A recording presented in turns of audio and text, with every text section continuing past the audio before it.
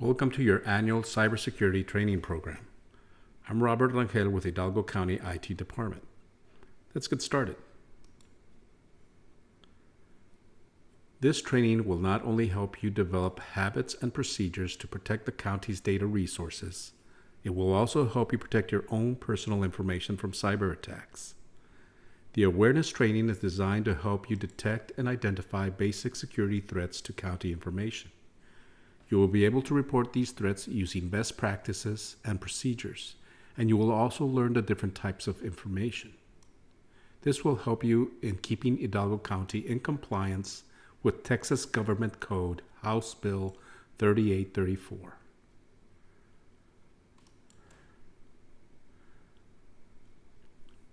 The first part of your training will be defining information security, the different types of information, the forms and locations that information assumes, safeguards in regards to access use of data, what defines secure storage, and how to securely dispose of or sanitize hardware that may hold data. The second part of your training consists of defining what a threat means regarding data. What are threat actors? What does risk mean to technology? How data can be attacked? Indicators of common attacks, how to respond and report, and spear phishing and how it works.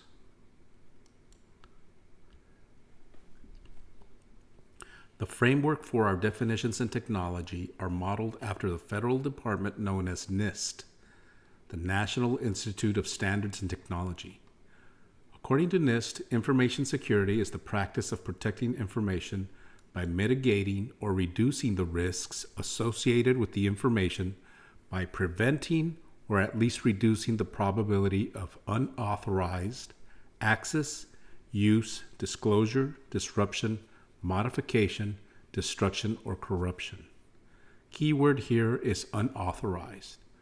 All these activities happen on a daily basis, but they must be authorized. There are three core tenets of information security. Their primary focus is a balanced protection of data. This is because there is an equalization of each core component to ensure functionality, confidentiality, integrity, and availability.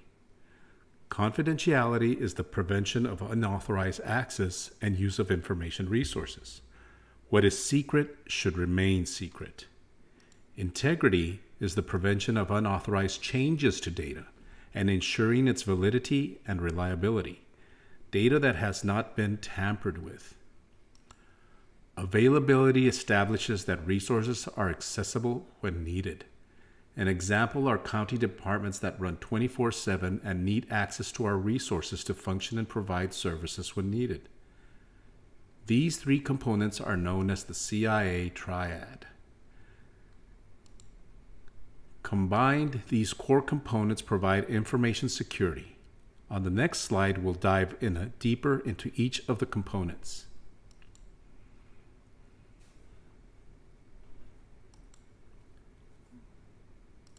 Let's begin with confidentiality. There are several methods to keeping restricted information secured. Some are administrative controls, such as agreements or policies for employees or vendors. Others are physical controls like the door access or surveillance cameras. There are also technical controls such as software and or hardware systems throughout our network. Some examples would be the credentials to log into your computer, encryption and monitoring software, or any combination of these which are part of the county's requirements and regulations. Here are some examples of the administrative controls which are listed in the Hidalgo County Acceptable Use Policy. All employees are expected to follow these policies. Unlawful access into a computer or file is prohibited. Minimal personal use, that is, using your computer for personal business. Sharing of passwords is also prohibited. And unapproved software installations. Installing unapproved software can infect your computer and can spread throughout the network, and maybe even worse, infect the entire county. These controls are in place to help govern how we handle personal identifiable information known as PII. PII is any representation of information that permits the identity of an individual to whom the information applies to be reasonably inferred by either direct or indirect means. Social Security number, birth certificate, or driver's license. It is the combined and linkable information to an individual.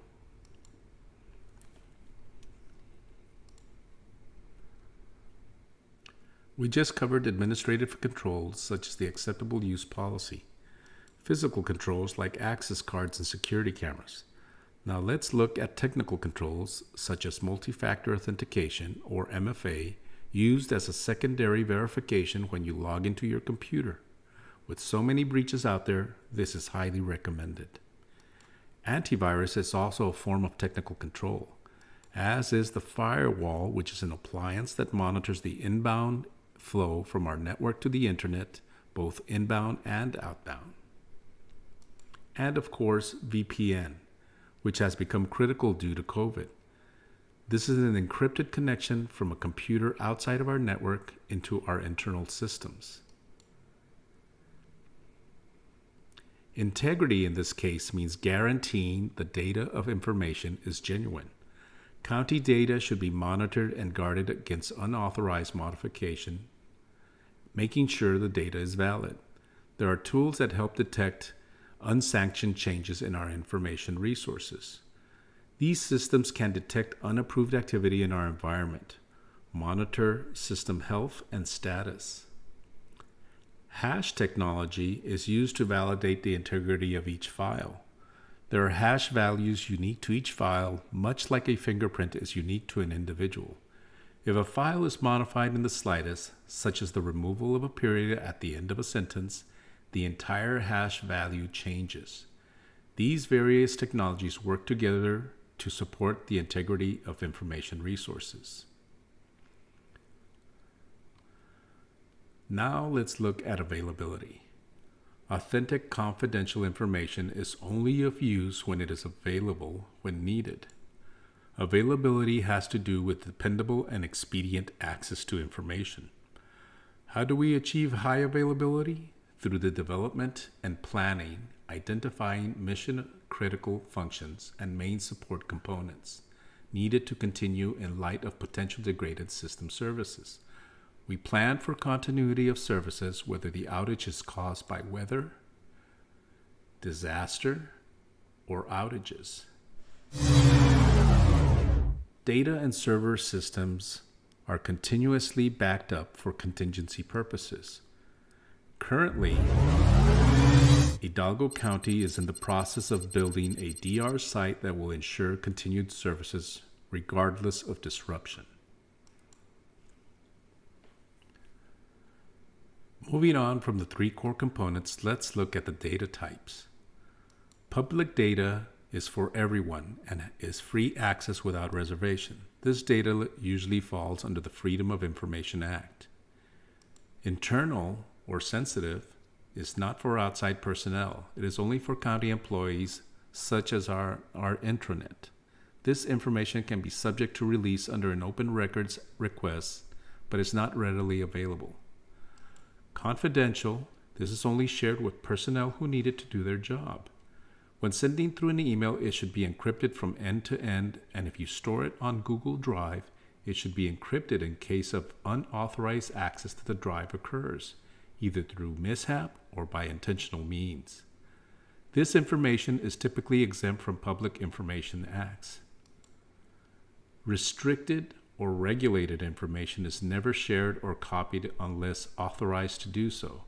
This is the most important information to be guarded. Examples would be social security numbers, credit card information, passcodes, or personal health information. This information is controlled by regulations such as HIPAA, CJIS, or PCI compliance rules. Depending on the types of information, access may be more or less, as well as the controls applied to the information.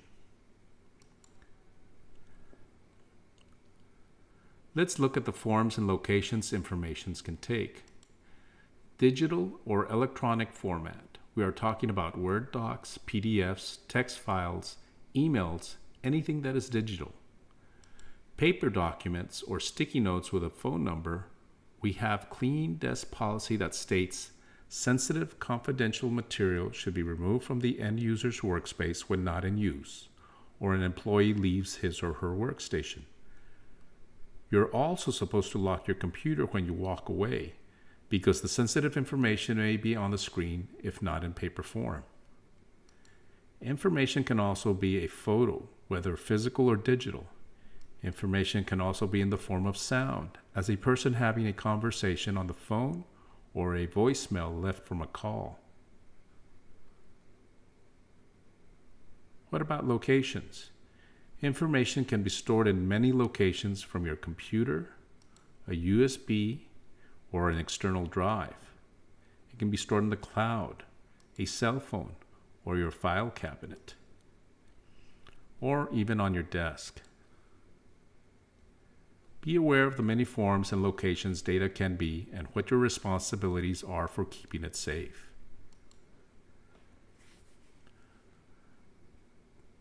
Best practices to safeguard our information and information systems.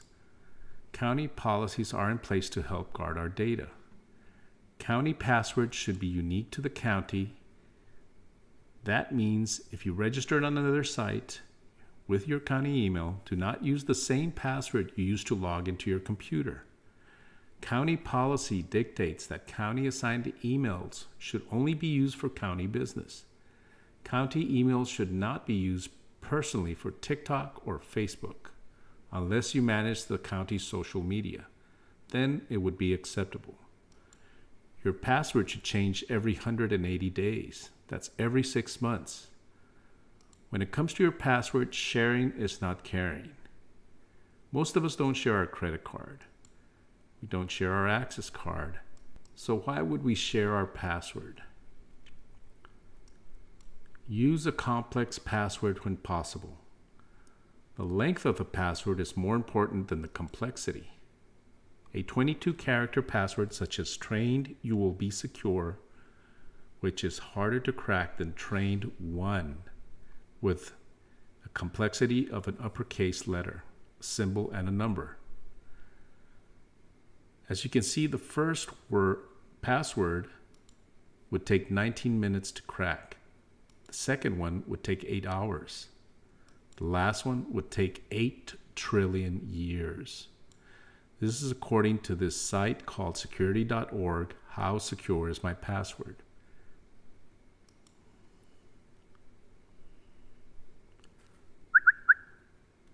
Confidential or restricted data stored archived on paper should be secured in a locked cabinet or room only accessible by authorized staff. Data cabinets and closets should be secured under lock and key. Watch out for tailgaters. Tailgaters does not refer to the football fans barbecuing out of the back of their truck. Tailgaters is talking about people that enter a secured area right after you use your credentials to open the door. Unless you know the person walking in behind you, you can always ask that they use their own credentials to open the door. Never send confidential information by email unencrypted. Always lock or log out of your computer when you step away. And verify an email link sent from an unknown sender. Hover over the link and you'll be able to tell where the link goes to. If the link looks suspicious, do not click on it. Delete the email.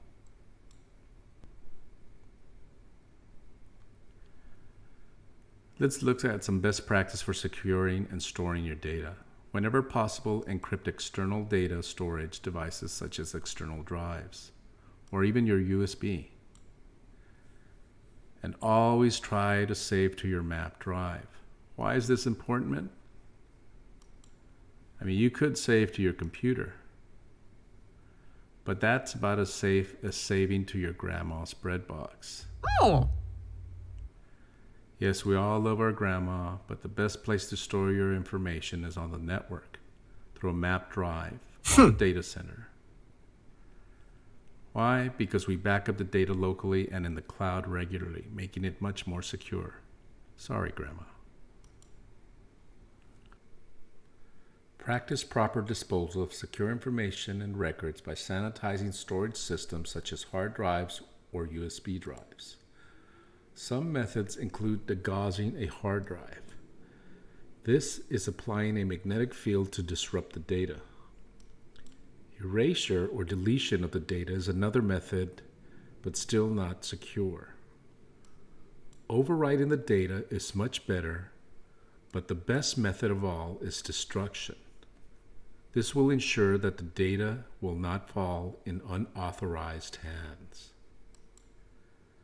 A retention policy is best to avoid any issues with excessive backlogs, loss of time, and space and risk management. Research the compliance for your department. Back up the data as necessary. Archive data that needs to be retained, and try not to go beyond retention requirements on data. No sticky notes with passwords on your computer monitors, please. This is a violation of policy. We're finally at the second part of our training. Don't worry, this is much shorter than the other. We'll be addressing the meaning of threat, threat actors, a cyber attack, and risk involving information security.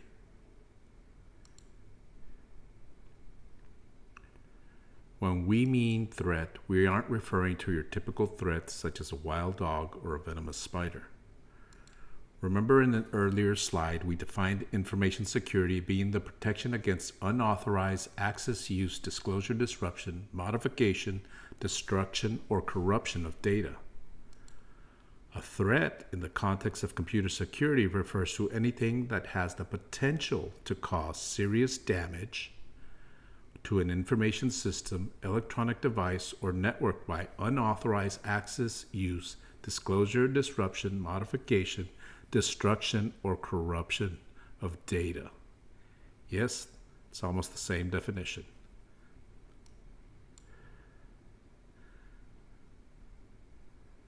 A threat may or may not happen, but has the potential to cause serious damage.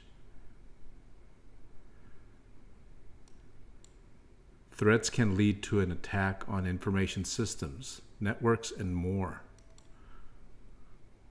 When we speak of threats, we are meaning viruses, malware, or threat actors.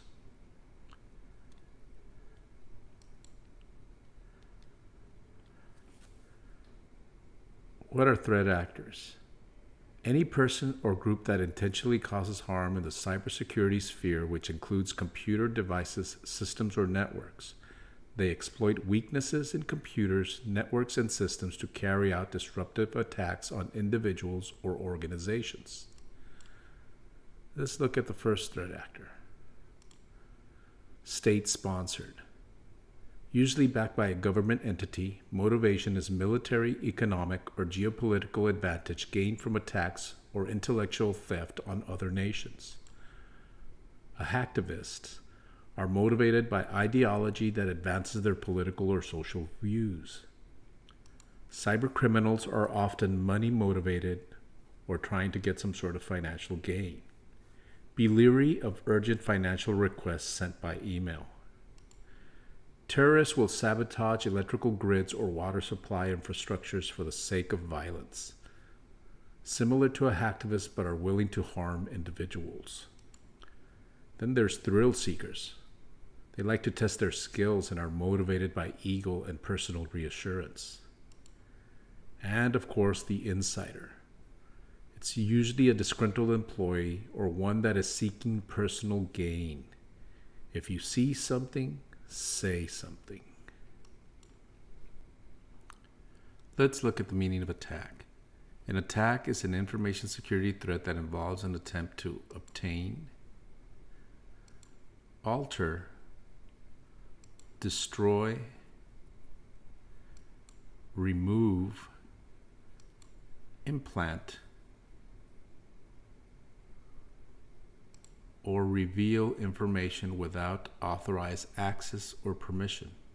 It happens to both individuals and organizations.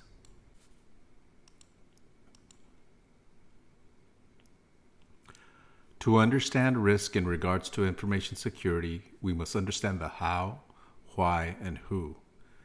We are not referring to jumping on a motorcycle or coming home late to face the music. A security risk is any event that could result in the compromise of organizational assets through the unauthorized use, loss, damage, disclosure, or modification, all for the profit, personal interest, or political interest of individuals, groups, or entities. When an asset has a vulnerability, a threat can exploit this vulnerability, resulting in loss, damage, or destruction of the asset.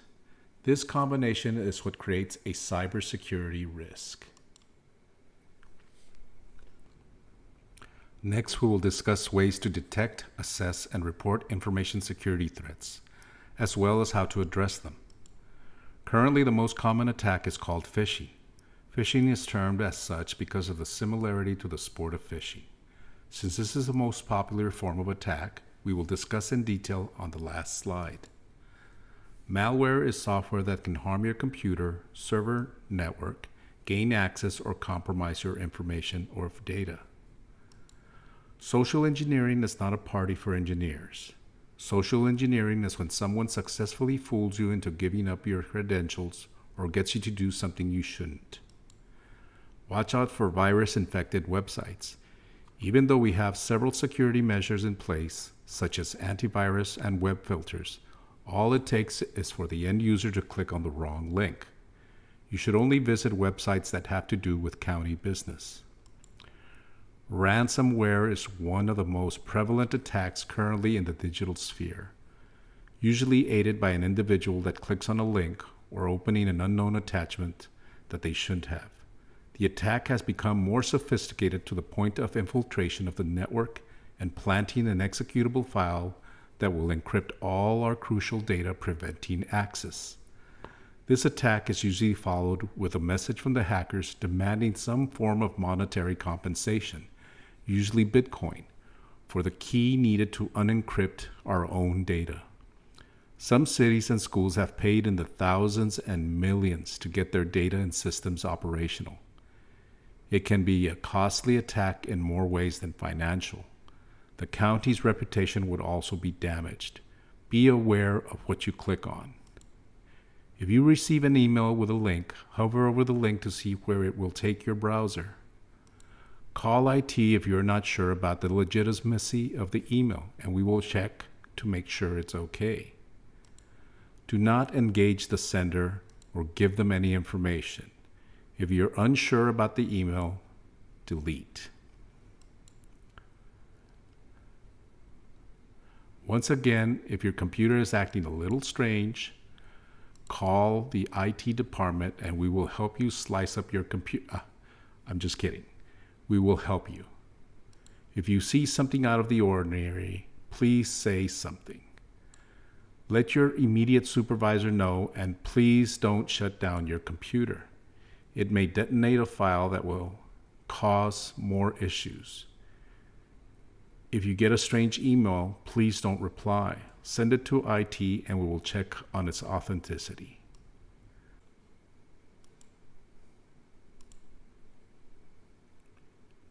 Let's talk about spear phishing. As I mentioned in a prior slide, phishing is similar to the activity of catching fish.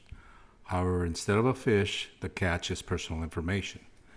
Phishing is like throwing a big net out to see what information you get, like mass emails asking you to change your password. Spear phishing is more like going after a marlin or a specific type of fish.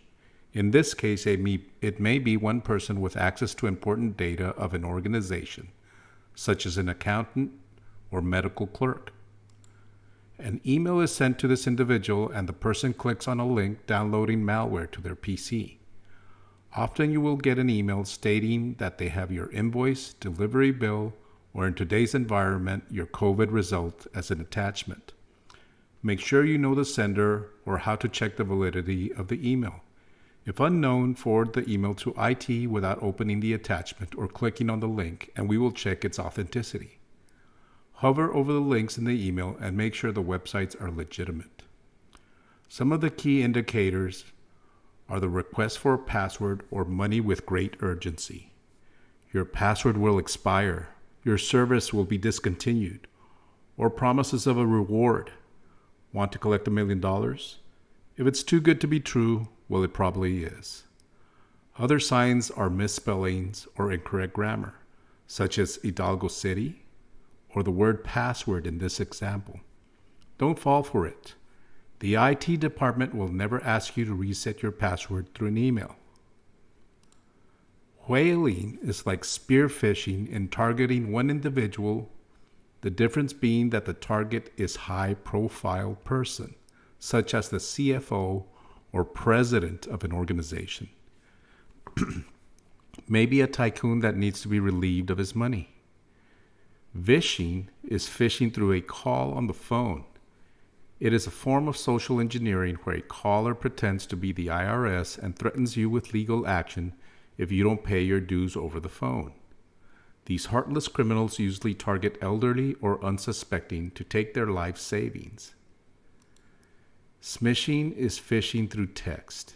I'm sure you have received a text with a link stating that they have your shipment ready to be delivered at 4 p.m. tomorrow. Click here. Don't do it. If you don't know them, delete. If it's supposed to arrive, it will. Thank you for your time. This is the end of your training.